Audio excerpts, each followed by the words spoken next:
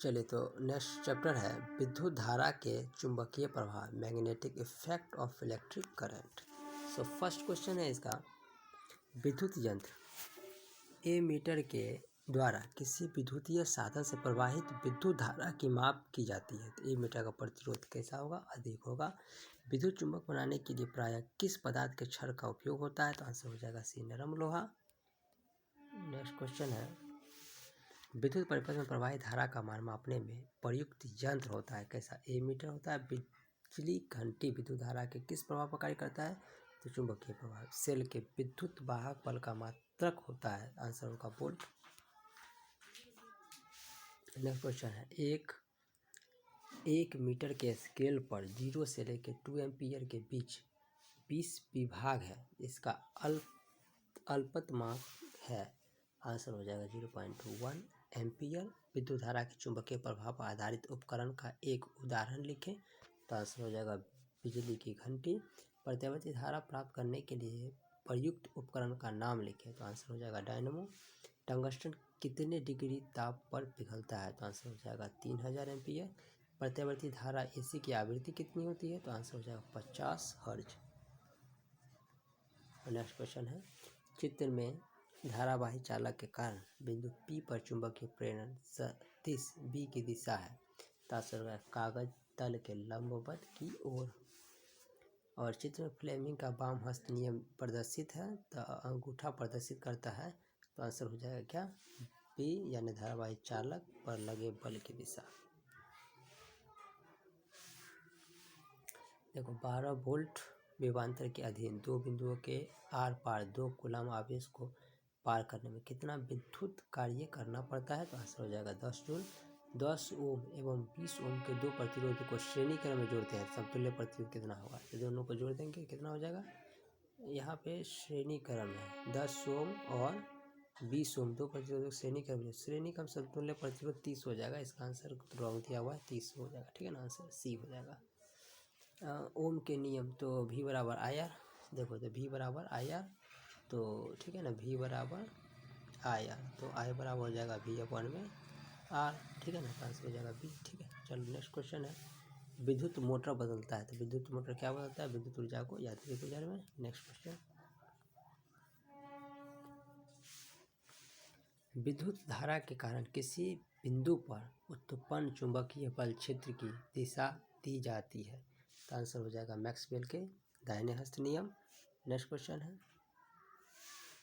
विद्युत फ्यूज विद्युत धारा के किस प्रभाव पर कार्य करता है? तो आंसर हो जाएगा ऊष्मीय प्रभाव पे। चुंबकीय क्षेत्र में धारावाही चालक पर लगने वाले बल की दिशा दी जाती है। तो आंसर हो जाएगा फ्लेमिंग के वाम हस्त नियम। विद्युत धारा का ऐसा मात्रक होता है क्या? एम्पीयर। नेक्स्ट क्वेश्चन है, जब किसी चालक तार से विद्युत धारा प्रवाहित होती है तो गतिशील कण होते हैं आयन, और निम्नलिखित में से कौन किसी लंबे विद्युत धारावाही चालक तार के निकट चुंबकीय क्षेत्र का सही वर्णन करता है? तो आंसर हो जाएगा चुंबकीय क्षेत्र के सकेंद्रीय क्षेत्र रेखाओं का केंद्र तार होता है, ठीक है ना। नेक्स्ट क्वेश्चन है,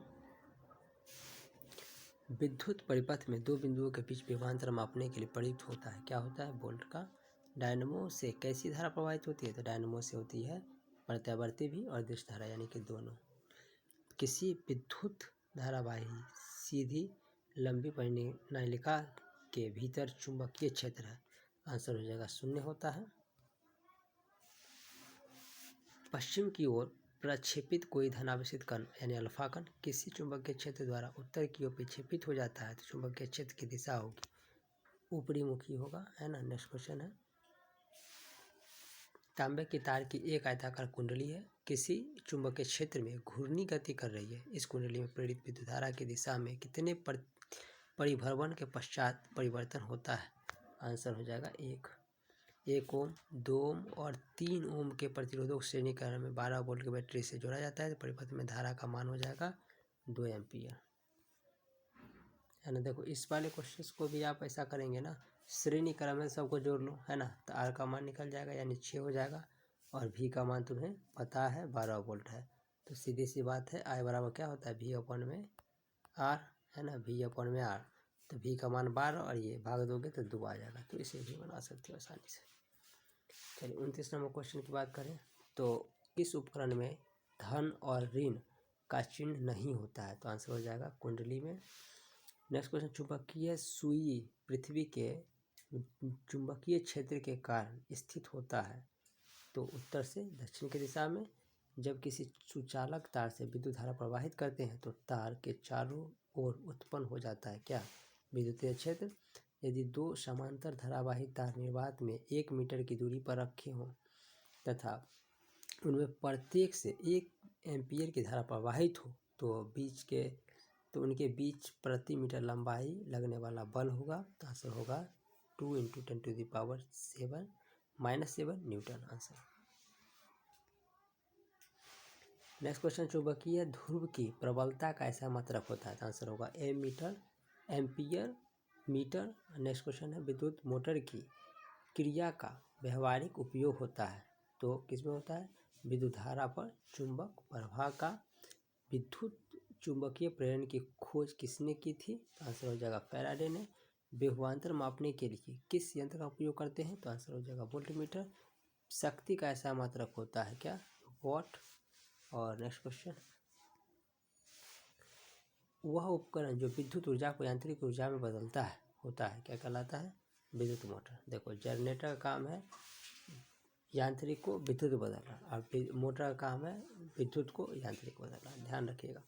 1 जूल में कितनी कैलोरी होती है, तो आंसर हो जाएगा 0.24। नेक्स्ट क्वेश्चन है, डायनमो परिवर्तित करता है, डायनमो का काम है यांत्रिक से विद्युत करना। डायनमो में क्या होता है, यांत्रिक ऊर्जा को विद्युत ऊर्जा में बदलना, ठीक है। सेम क्वेश्चन है, रिपीटेड क्वेश्चन। नेक्स्ट क्वेश्चन, धारा के चुंबकीय प्रभाव की खोज की थी, तो आंसर होगा ऑस्ट्रेल। देखो खोज से जुड़े 2 क्वेश्चन इसमें आए हैं, तो इम्पोर्टेंट एक क्वेश्चन बन जाते हैं, इम्पोर्टेंट है, याद कर लीजिएगा। विद्युत धारा उत्पन्न करने की युक्ति को क्या बोलते हैं, जनित यानी जनरेटर। विद्युत चुंबकीय प्रेरण की घटना किस पे होती है, कुंडली तथा चुंबक के बीच अपेक्षित गति के कारण कुंडली में प्रेरित विद्युत धारा उत्पन्न करना।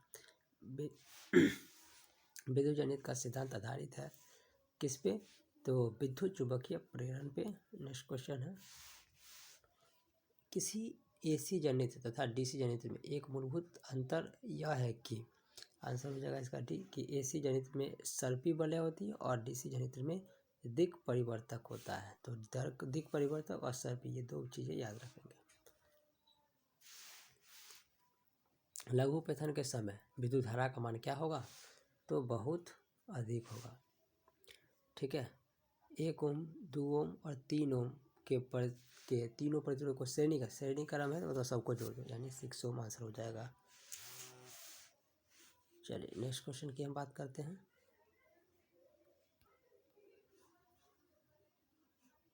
नेक्स्ट क्वेश्चन है, ओम के नियम को परिभाषित करने में किसका मान अचर रहता है, तो आंसर होगा दाब का, ठीक है, option number D.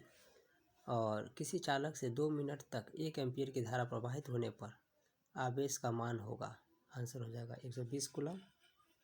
Next question की बात करें, 1 ओम 2 ओम के प्रतिरोध को श्रेणी क्रम में 6 वोल्ट की बैटरी से जोड़ने पर परिपथ में धारा का मान हो जाएगा 6 एम्पीयर, ठीक है ना। नेक्स्ट क्वेश्चन है 52वां क्वेश्चन, किसी प्रोटॉन का निम्नलिखित में से कौन सा गुण किसी चुंबकीय क्षेत्र के मुक्त गति करने तथा परिवर्तित हो जाता है, तो आंसर यहाँ से 1 से अधिक उत्तर हो सकते हैं, तो आंसर हो जाएगा यहाँ पे सी, ठीक है ना। आंसर भी बता दिया है क्वेश्चन में कि 1 से अधिक हो सकता है। चलो नेक्स्ट क्वेश्चन है, किसी चालक के छोरों के बीच का विभवांतर भी है और प्रतिरोध R है, तो धारा बराबर क्या हो जाएगा, तो वही फार्मूला फिर से है ना, इसको लिख लेते एक बार, V बराबर IR, और हमें धारा निकालना I निकालना है, यानी V/R, ठीक है। और यहाँ पे ऑप्शन में ऐसा है I बराबर V/R, ऐसा नहीं है, तो अगर हम बात करेंगे R बराबर तो V/I, तो ऐसा ऑप्शन में है सी, ठीक है ना। चलो नेक्स्ट क्वेश्चन की बात करें, क्वेश्चन नंबर 54, किसी चालक के प्रतिरोधकता का मात्रक, प्रतिरोधकता है तो ओम मीटर, प्रतिरोध पूछे तो केवल ओम। ओम के नियम भी समानुपाती आए तो भी समानुपाती आए, देखो बी में है। ओम का नियम, फिर से वही क्वेश्चन है ना, भी बराबर आई आर। नेक्स्ट क्वेश्चन भी इससे क्वेश्चन रहेगा एक, ठीक है ना, तो अच्छे से ध्यान रखना। किसी विद्युत धारावाही चालक तार द्वारा उत्पन्न चुंबकीय क्षेत्र की दिशा निर्धारित करने के लिए निम्नलिखित में से कौन सहायक है, तो आंसर हो जाएगा फ्लेमिंग का दक्षिण हस्त नियम। नेक्स्ट क्वेश्चन, किसी प्रोटॉन का निम्नलिखित में से कौन सा गुण किसी चुंबकीय क्षेत्र में मुक्त गति करते समय परिवर्तित नहीं हो सकता, तो आंसर हो जाएगा संवेग। एक प्ररूपी और सौर सेल कितना विद्युत विभवांतर विकसित करती है, तो आंसर हो जाएगा 2 से 2.5 वोल्ट। फ्लेमिंग के बाएं हस्त नियम के में बाएं दाएं और दाएं हाथ की तर्जनी संकेत करता है, क्या करता है वो, चुंबकीय क्षेत्र की दिशा। निम्नलिखित में कौन सा संबंध सत्य है, तो भी बराबर आई आर है, ठीक है ना, तो भी बराबर आई आर, ठीक है। नेक्स्ट क्वेश्चन, विभक्त वलय का उपयोग किस उपकरण में किया जाता है, तो आंसर हो जाएगा इसका विद्युत मोटर, ठीक है। Next question,